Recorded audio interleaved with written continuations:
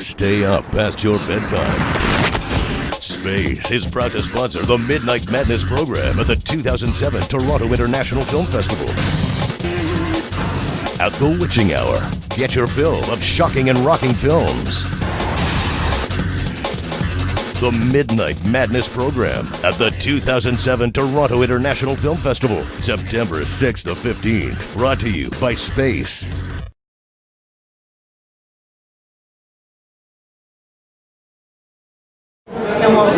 Well, we're here for the world premiere of The Devil's Chair, which is a sinister and bloody little horror film from good old merry old England.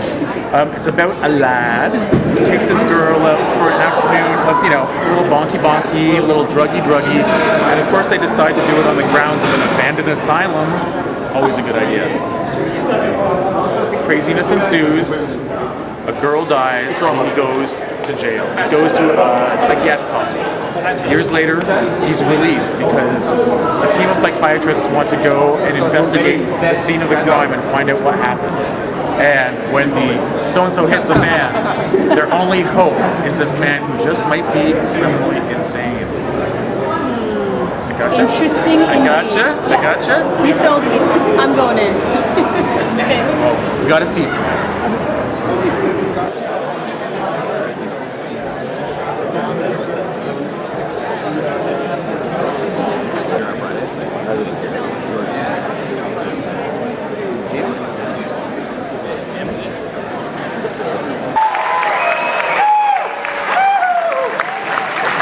Good evening and welcome to Midnight Madness 2007.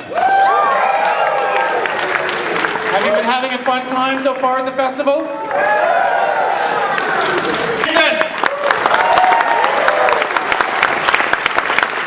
And also, this afternoon, this is one of the moments when you meet someone and then you have to go, they're only an actor. He is only an actor. Howard!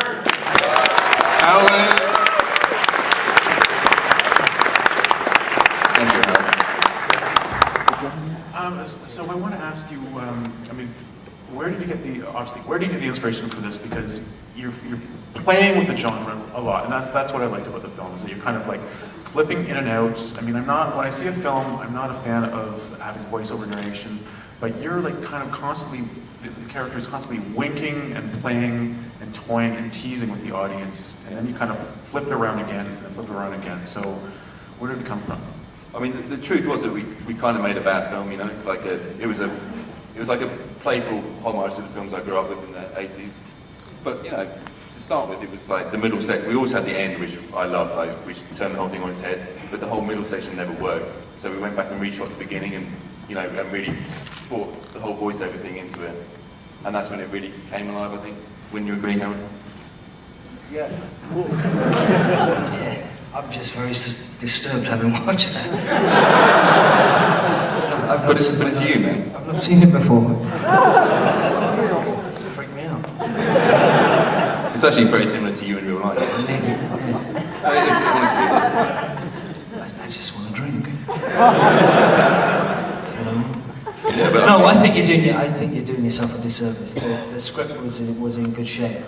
There were problems with the second act.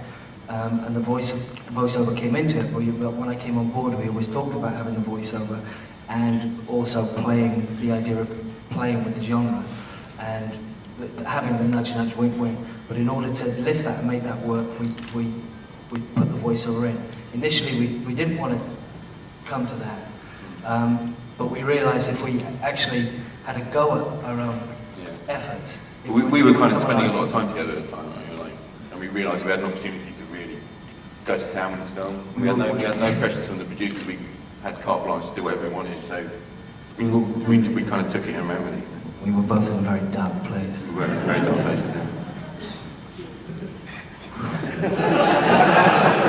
That's an answer. People like, I would have took it before. Here, man on the side, yes. Now, how do you guys know each other? Because you seem to work well with each other. Yeah. Where did it start? We love us.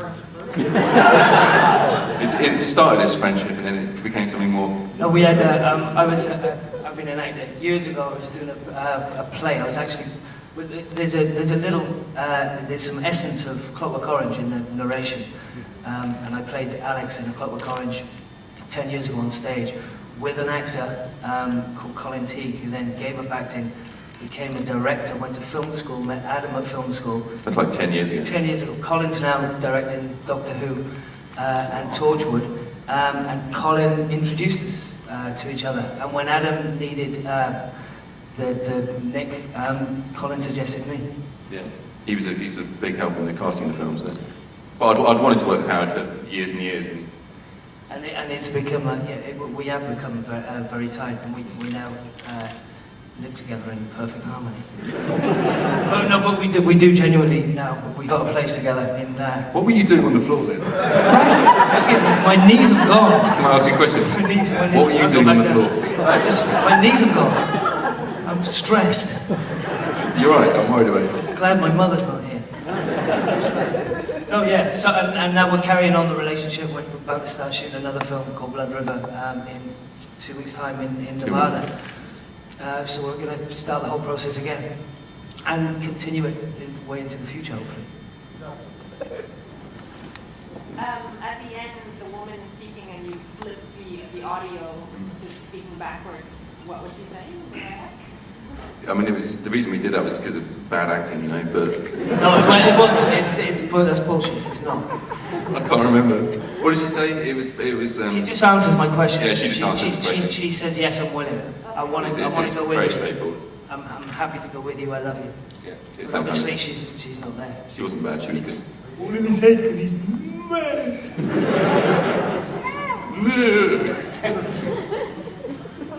Hi. How much blood did you go through? And where's the chair? The chair's back in England. It's in Brighton. It probably is in Brighton. It's in Brighton. I think actually the production designer who built it is a little tiny man called Neil. And you know what that's a bit mean. You look tiny. He's a short little man. What do you mean? He's a tiny little man. Not like this. He's like this. Stop. Stand up. He's I can't. My knees are weak. I can't stand up. Neil built it. He is a tiny little man. No, I tell you how tiny he is. You know, when Rachel's character first goes through into the other dimension, and in the corridor there's that little black thing on the floor. That's Neil.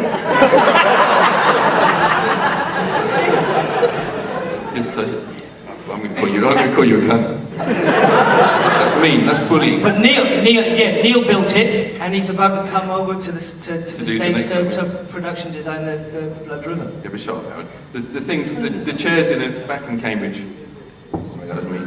And as for blood, we had different kinds of blood. We had blood that went on the skin, which we put out a couple of gallons of, and then we had stuff that we just chucked all over the walls that we made out of syrup and food. And we were filming in a disused RAF base in just outside Ramsey, and it was incredibly cold. And when the fake blood gets on you, it sticks and starts to freeze up. And we were filming at 3, 4, 5 o'clock in the morning, and the blood would congeal and stick, and it was horrible. Which added to it, and the location became one of the chief inspirations and characters of the film.